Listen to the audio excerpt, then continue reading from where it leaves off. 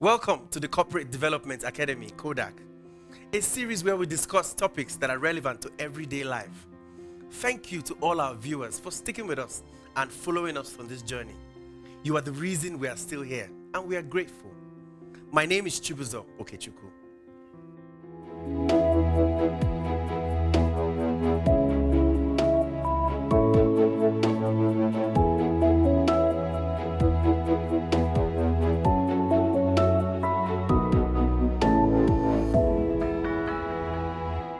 It's Friday, and the week is coming to an end.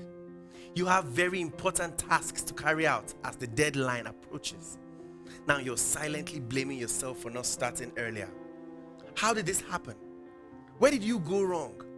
Where did you lose focus? Well, you spent a lot of time on the phone, watching sports or a movie, or you just spent time thinking that you had more time, and so you stayed in bed on social media. You chose to do smaller tasks that could have waited till the next day. Now, do any of these sound familiar? If it does, well, you're not alone. Today's session is titled Procrastination. Procrastination is a trap that many of us have fallen into. Actually, according to a researcher and speaker, Piers Steele, 95% of us procrastinate to a certain degree. Now, while it's comforting to know that you are not alone, it can be very unpleasant to realize just how much it can hold you back. So what is procrastination? It is the action of delaying or postponing something with or without reason. It is the avoidance of doing a task that needs to be accomplished by a certain timeline. Procrastination is the intentional delay of starting or finishing a task despite knowing it could have negative consequences. An example is having 2 weeks to submit a paper, and then you wait until the night to the deadline to start working on it. Procrastination usually involves ignoring an unpleasant but likely more important task in favor of one that is just enjoyable or maybe easier. It can lead to reduced productivity and even cause you to miss out on achieving your set goals. Procrastination is often taken as laziness. Yeah, a lot of people think they're the same, when in fact they're different. You see, procrastination is an active process. Most times you choose to do something else instead of the main task to be done. However, with laziness, you're inactive. It suggests apathy and an unwillingness to act. Actually, laziness in itself can lead to procrastination. You see, there's no clear cause of procrastination. You can't exactly say these are the reasons why we procrastinate. The causes are different with each person. It could range from setting too high goals, a lack of motivation, placing rewards that are too far in the future, avoiding confrontation, and of course, down to the fear of failure. The best approach to procrastination is a self-assessment. Just like every other habit, it is possible to overcome procrastination. Now, this will not take place in the blink of an eye, but there are always different ways to carefully identify and deal with procrastination. And I would like to share 3 steps to preventing procrastination. The first one, recognize.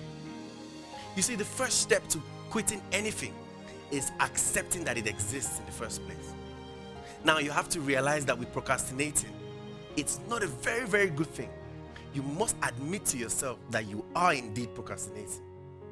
Now, you may be putting off tasks because you've had to reassess your workload. If you're briefly postponing an important task with good reason, then you're not exactly procrastinating.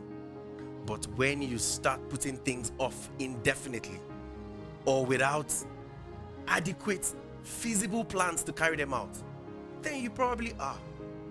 You see, you may also be procrastinating if you fill your day with low productivity tasks, if you start an important task and you constantly take breaks in between, if you wait to be in the right frame of mind or to at the right time or to be in the right mood to handle a task.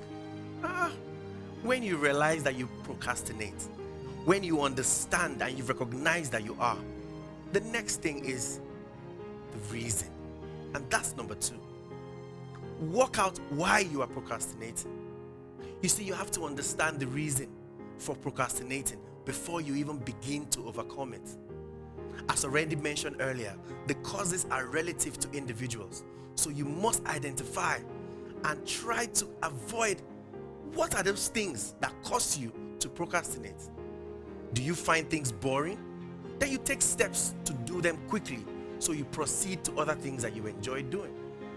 For some, it's because you have a poor decision-making scheme or a poor sense of organization. Whatever the case, you must, as an individual, discover the reason why you procrastinate. Why do you delay things for later? This will help you note what exactly needs to be dealt with. The thing is, no matter the reason, procrastination can be handled. Now, the third one is re-strategize. Procrastination is not a trait that can be broken overnight. It's not something that you started in a day, and so it's not something that can be stopped in a day. It only stops when you stop practicing it. So you need to change your strategy and increase your chances of succeeding at it. Now, here are a few tips to changing the strategy. The first one, commit to a task. Focus on getting it done. Don't avoid. No need for planning and ignoring. Second, get someone you're accountable to. Ask someone to stand with you and check up on you oftentimes. You see, in this case, peer pressure is a good thing. And it's in fact very, very positive. Just make sure that the person you choose does not in itself procrastinate on checking on you. The third one, reward yourself. Treat yourself to something nice, something that you like when you complete an important task.